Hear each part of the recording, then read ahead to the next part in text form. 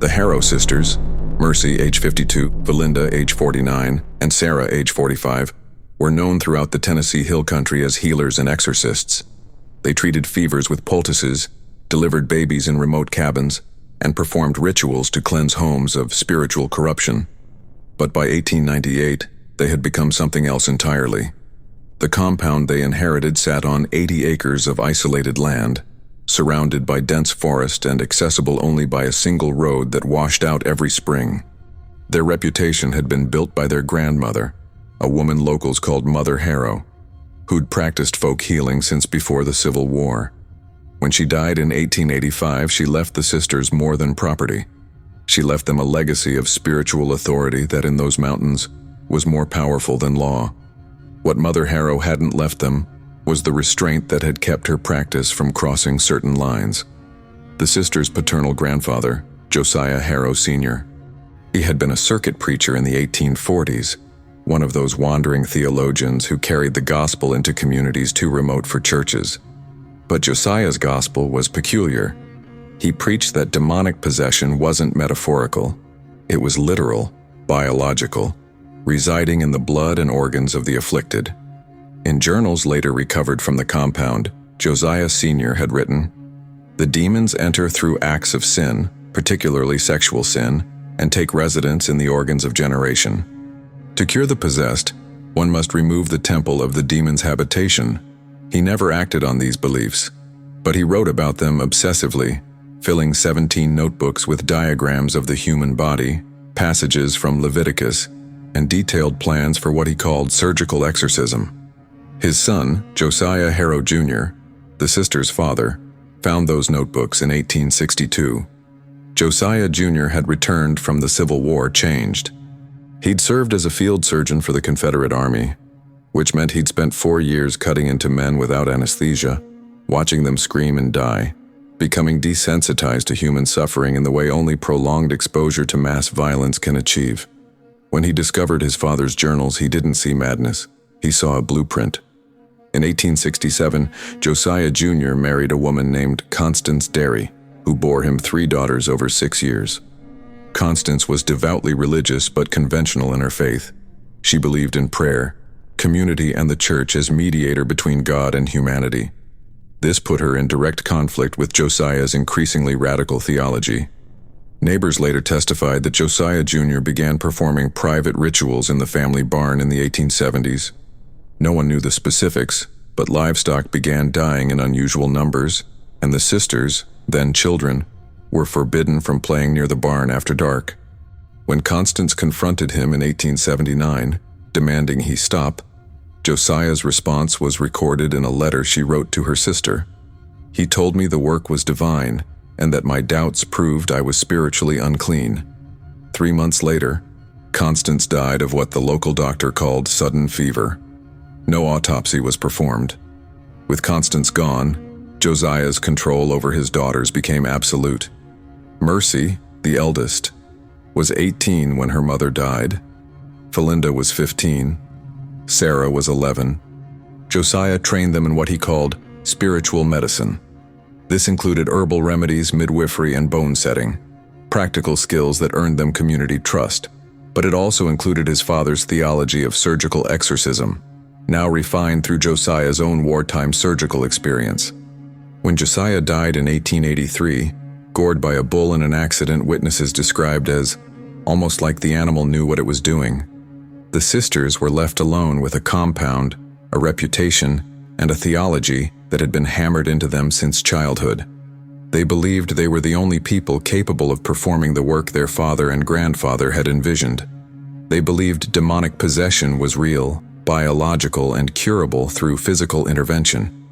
And they believed that men who traveled alone, who had no families, who exhibited what they called signs of possession, restlessness, profanity, drinking, sexual appetite, were suffering and needed to be saved, even if saving them required castration.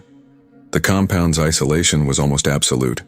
The nearest town, Cutter's Gap, sat 12 miles away over roads that became impassable in winter. In those Tennessee mountains, communities operated on the principle of non-interference. What happened on your land was your business, and asking questions could get you ostracized or worse. This wasn't paranoia.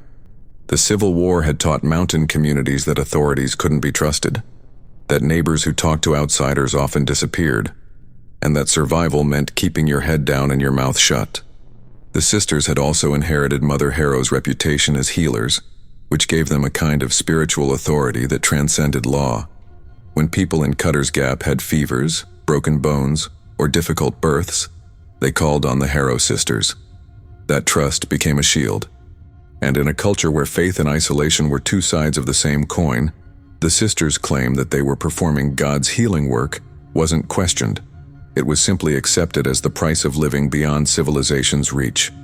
James Whitmore was a traveling peddler who sold dry goods, tools, and medicines throughout the Tennessee Hill Country. He visited the Harrow compound twice a year, spring and fall, and had been doing so since 1889. On his first visit in the spring of 1891, everything seemed normal. The sisters purchased salt, lamp oil, and bolts of fabric. They paid in cash and invited him to stay for a meal. Mercy was warm, Felinda was quiet, and Sarah was cheerful. James left with the impression that they were exactly what they appeared to be: devout women living a hard but honest life. On his second visit that fall, something had changed. There were men working the fields now. 4 of them, all silent. When James asked who they were, Mercy said, "Brothers were helping recover from illness." But James noticed their hands. Field laborers develop calluses in specific patterns, and these men's hands didn't match. They were the hands of men who'd worked leather, metal, skilled trades, not farming, and none of them looked at him, not once. On James's third visit in the spring of 1892, there were 7 men in the fields. One of them had scars around his throat, raised keloid tissue that looked like rope burns. When James asked Mercy about it, she said, "He tried to harm himself before we saved him." But the scar pattern didn't match suicide attempts. James had seen hanging survivors before, and the marks were different. These were restraint marks, the kind left by chains. On his 4th visit in the fall of 1892, James heard the screaming. It came from beneath the main house, a raw animal sound that cut through the afternoon heat. When James froze, Mercy smiled and said, "The demons are always loudest when they're being driven out." James didn't stay for a meal that time. He left quickly, and when he reached Cutter's Gap 3 hours later, he stopped at the general store and asked the owner, "You ever hear anything strange about the Harrow sisters?" The owner went quiet. Then he said, "Folks mind their own business up here." The general store owner in Cutter's Gap, a man named Horace Brill, kept detailed ledgers of every purchase made by his customers. When Marshal Cord later reviewed those ledgers during his investigation, a pattern emerged. Between 1891 and 1898, the Harrow sisters had purchased 47 lengths of heavy chain, the kind used for securing livestock, 18 iron padlocks, medical supplies including ether, carbolic acid, and surgical thread, far more than a rural healing practice would require, food staples in quantities that suggested they were feeding more than 3 people. Horace had noticed the pattern, but hadn't reported it. When Cord asked why, Horace said, "They're healers. I figured they were treating people. You don't question healers." In the spring of 1895, a woman named Ruth Connolly told her husband she'd seen something disturbing while delivering eggs to the Harrow compound. Through an open barn door, she'd glimpsed a man chained to a support beam, naked from the waist down with bandages wrapped around his groin. When Ruth's husband asked if she'd reported it, she said, "To who?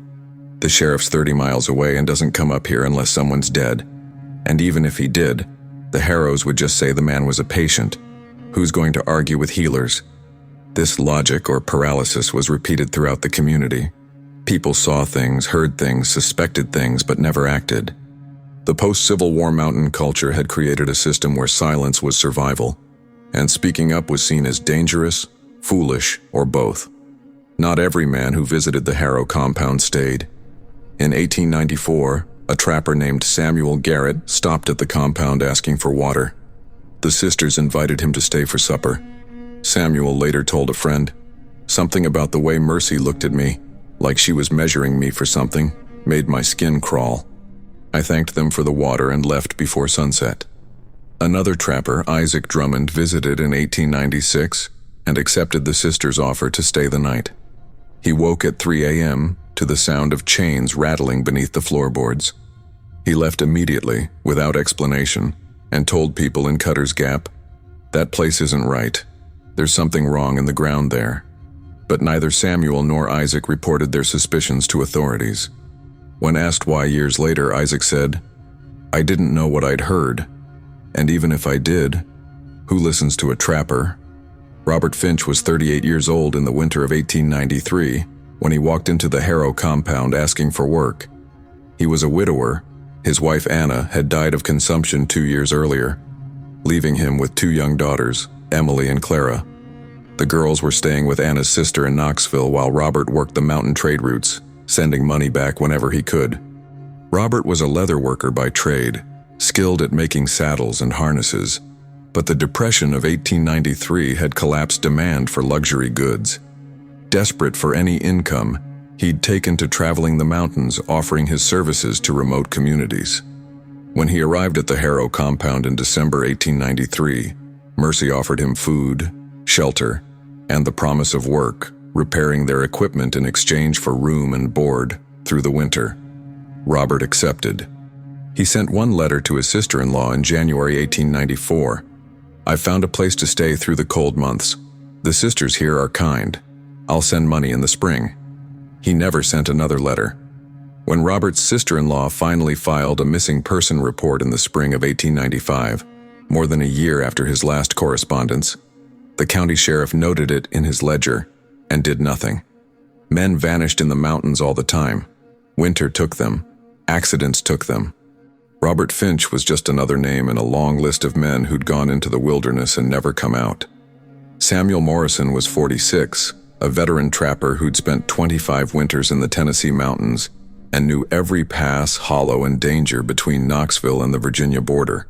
He wasn't naive. He wasn't trusting. He was exactly the kind of man who should have recognized danger when he saw it. But in the fall of 1895, Samuel made one mistake. He got sick. He'd contracted pneumonia while checking his trap lines and was fevered, weak, and disoriented when he stumbled onto the Harrow compound.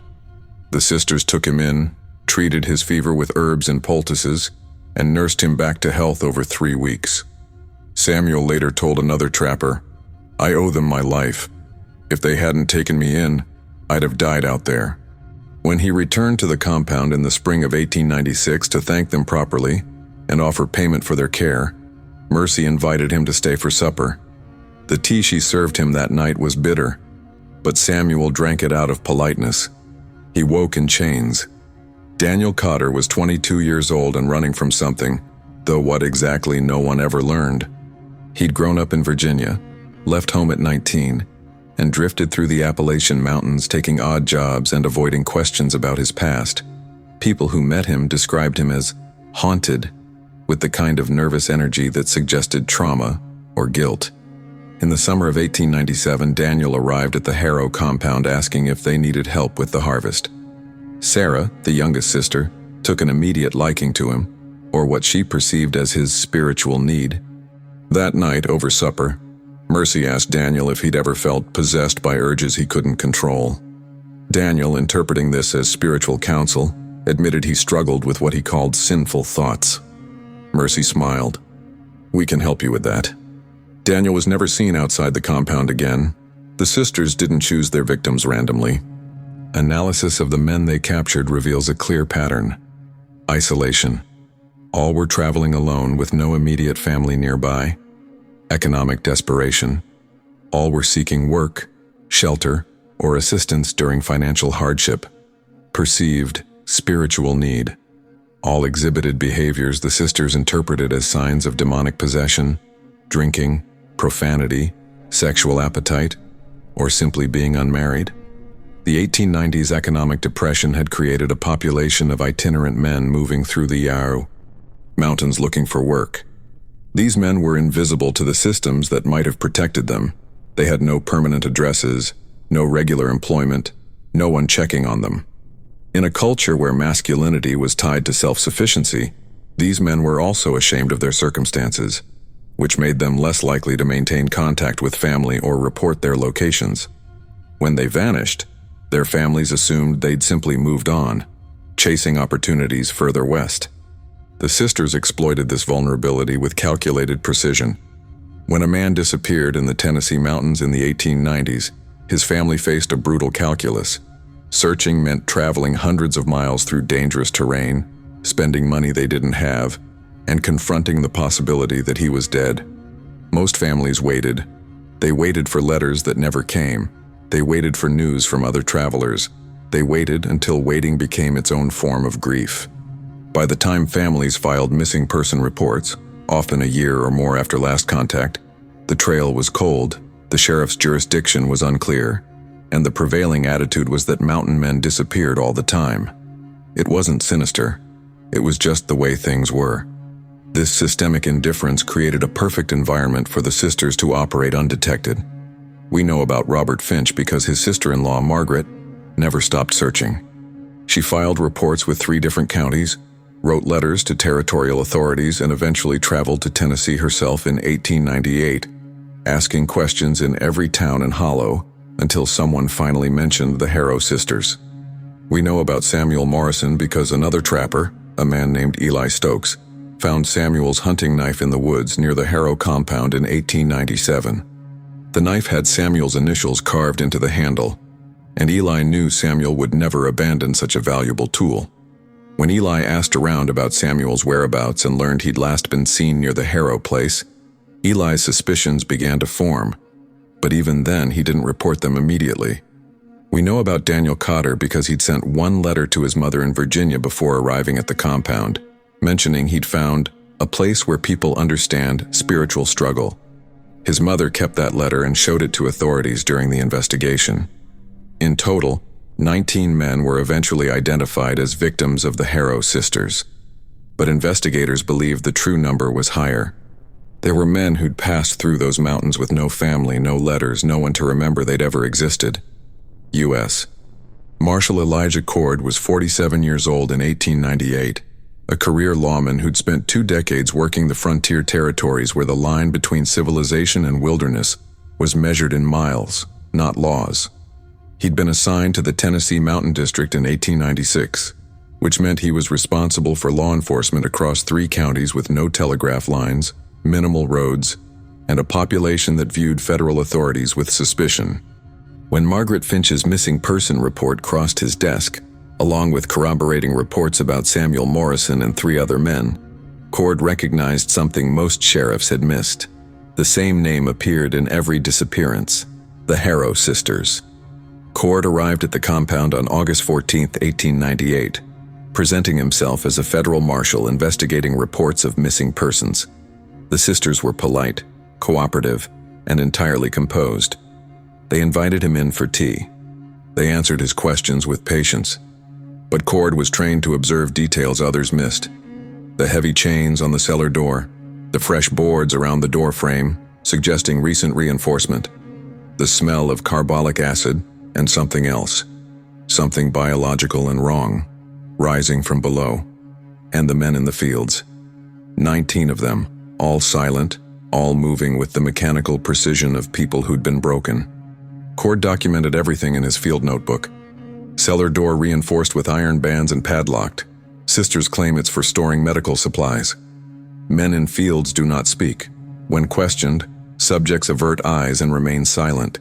Sisters claim they are patients recovering from spiritual afflictions. Odor from cellar, carbolic acid, waste, decay. Sisters claim smell is from herbal preparations. Cord asked to speak with the men privately. Mercy refused, saying they were too fragile for interrogation.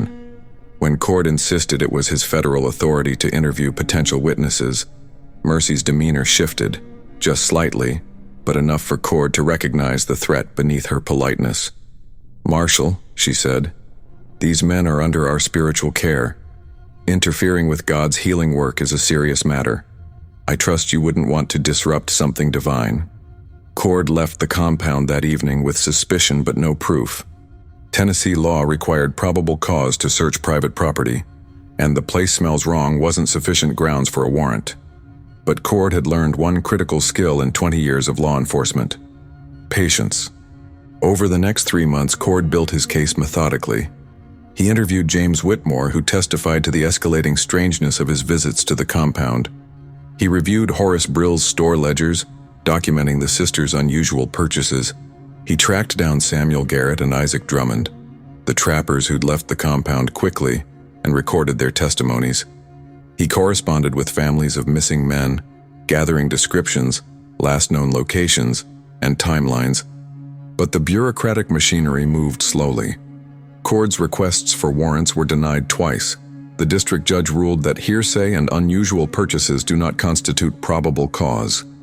His letters to territorial authorities went unanswered for weeks at a time. The system wasn't designed to respond quickly to crimes committed in isolated areas by people with community standing. Cord's frustration grew.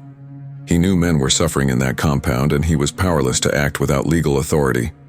The break came in November 1898, when a local farmer named Tobias Marsh reported seeing a man stumbling along the road 5 miles from the Harrow compound.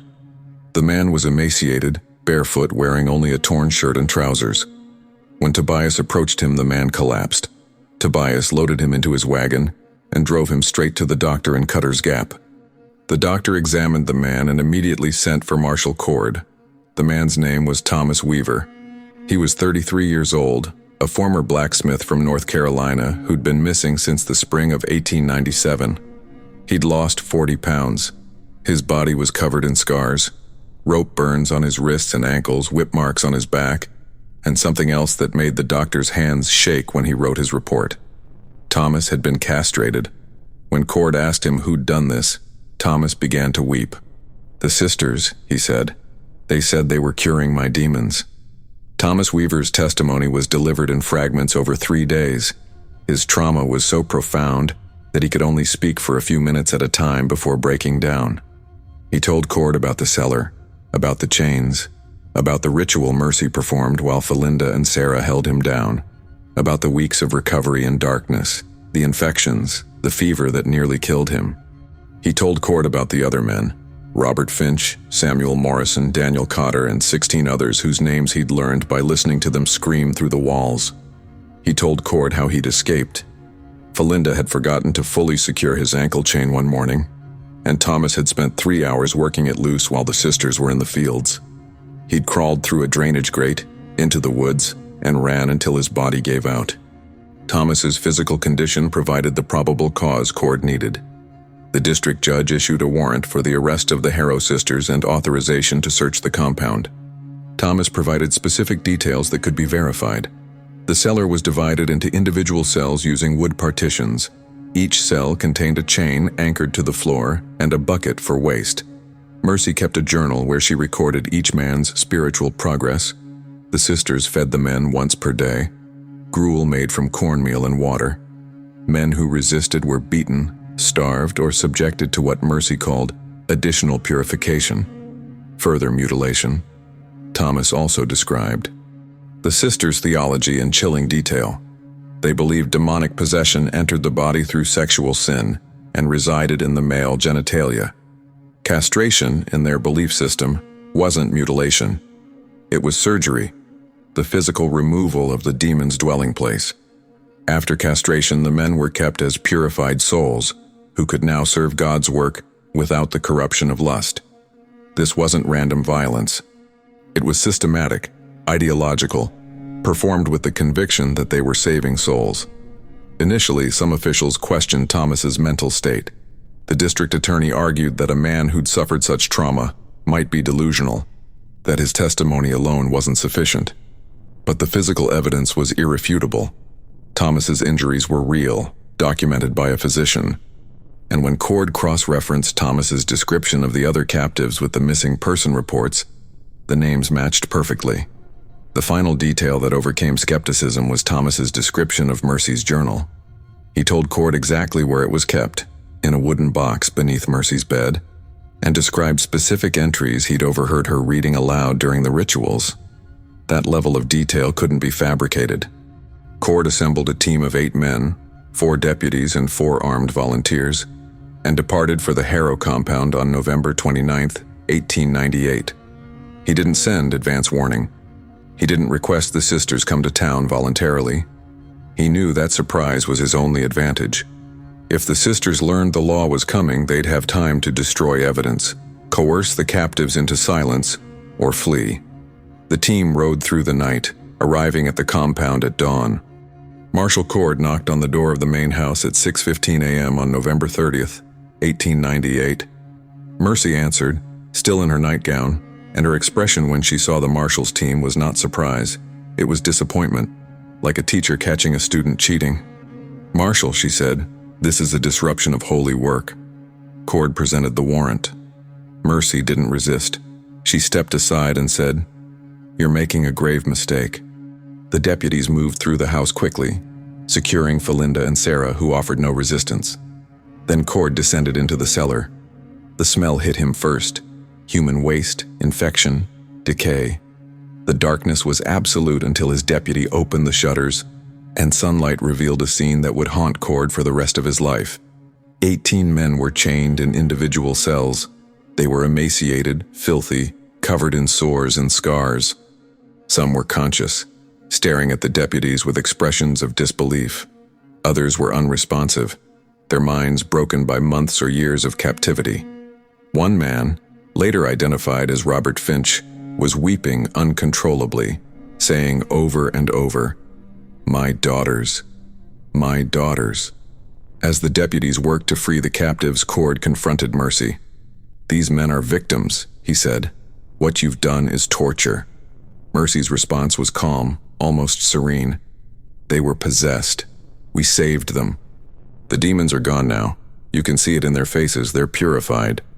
When Cord asked about the castrations, Mercy didn't deny them. "The body is a temple," she said. "When the temple is corrupted, you must remove the corruption. That's not cruelty. That's healing." Felinda and Sarah said nothing during their arrest, but Sarah was crying. Whether from fear, shame, or something else, Cord couldn't determine. While clearing the cellar, a deputy noticed loose soil in the far corner. When he began digging, he uncovered skeletal remains.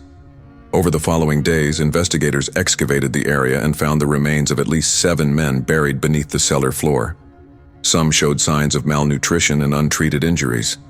Others had evidence of blunt force trauma, suggesting they'd been killed either deliberately or through medical complications from the castrations. Identification took months, but eventually all 7 were matched to missing person reports. Beneath Mercy's bed, exactly where Thomas Weaver said it would be, investigators found a wooden box containing 3 leather-bound journals spanning 12 years. The journals were meticulous. Mercy had recorded the name, age, and background of every man they captured, dates of capture, castration, and, in some cases, death, observations about each man's spiritual progress after castration, theological reflections on the nature of demonic possession and purification. The early entries from 1886 were philosophical, Mercy wrestling with her father's teachings, questioning whether surgical exorcism was truly divine will. But by 1891, when the first victim was captured, her tone had shifted to clinical certainty. One entry from July 1893 read, "Robert F. arrived today seeking work. I observed the signs immediately: restlessness, wandering eyes, the unmarried state at his age. These are marks of possession. He will resist, but resistance is part of the demon's defense. By winter, he will be purified." Another entry from May 1896. "Samuel M. screamed through the procedure, which confirms the demon's presence. Only something unholy would resist purification so violently. 3 weeks later, he is docile, compliant. The demon is gone. He thanks us now." And a chilling entry from December 1897. "Daniel C. did not survive the procedure. The bleeding was more severe than anticipated. Felinda questions whether we should continue, but failures are part of any divine work. Surgeons lose patience. We are surgeons of the soul." Using Mercy's journal, investigators were able to identify 25 of the 26 men who'd been captured. 18 survivors rescued from the cellar. 7 remains found buried on the property. One victim, Thomas Weaver, who'd escaped before the raid. Each name was matched to missing person reports, family testimonies, and in some cases, personal effects found in the compound: letters, tools, religious medallions. The 26th victim was never identified. His remains were too degraded, and Mercy's journal entry for him contained only the notation, "Traveler, age unknown, no family." The trial of the Harrow sisters began in March 1899 in the county seat, attracting journalists from as far as New York and Chicago. It was one of the first cases in American history where women were tried for systematic sexual mutilation and false imprisonment. The prosecution presented overwhelming evidence. Mercy's journals, testimony from 18 survivors, medical reports documenting the castrations, the remains of 7 men buried on the property. The defense argued that the sisters were performing legitimate faith healing and that the men had consented to the procedures as part of spiritual treatment. This argument collapsed when survivor after survivor testified that they'd been drugged, chained, and forcibly mutilated. Mercy remained defiant throughout the trial. When asked if she felt remorse, she said, "I feel sorrow that our work was interrupted. Those men needed saving, and we saved them. If society cannot see that, society is blind." The jury deliberated for 4 hours. All 3 sisters were found guilty on multiple counts of assault, false imprisonment, and murder. Mercy was sentenced to death by hanging. Felinda and Sarah received life sentences in the Tennessee State Penitentiary. Margaret Finch, Robert's sister-in-law, attended every day of the trial. When the guilty verdict was read, she collapsed in the courtroom and had to be carried out by her husband. In a letter to the district attorney written weeks later, Margaret wrote, "I thought justice would bring peace, but it hasn't. Robert survived the captivity, but he isn't Robert anymore. He doesn't speak. He doesn't recognize his daughters. The sisters took more than his body. They took the man he was." There's no sentence severe enough for that. Other families experienced similar anguish. Samuel Morrison's brother traveled from Virginia to Tennessee to bring Samuel home. But Samuel refused to leave. He'd been institutionalized in a Tennessee asylum, unable to reintegrate into society. Daniel Cotter's mother never learned the full details of what her son had endured. She died of a stroke 3 days after receiving notification that his remains had been identified.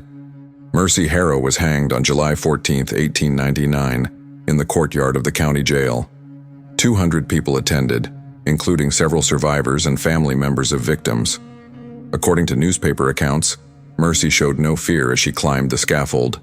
Her last words, delivered in a clear, steady voice, were, "You are executing a healer. History will judge you for that. When God remakes this world, you will understand what we were trying to build." The trapdoor opened at 10:07 a.m. Death was instantaneous. Thomas Weaver, the escaped survivor whose testimony had broken the case, did not attend. Years later, in an interview, he said, "I didn't need to see her die. I just needed to know she couldn't hurt anyone else." The 18 men rescued from the Harrow compound faced a world that didn't know how to help them. Robert Finch never fully recovered his mental faculties. He lived with Margaret and her family until his death in 1903.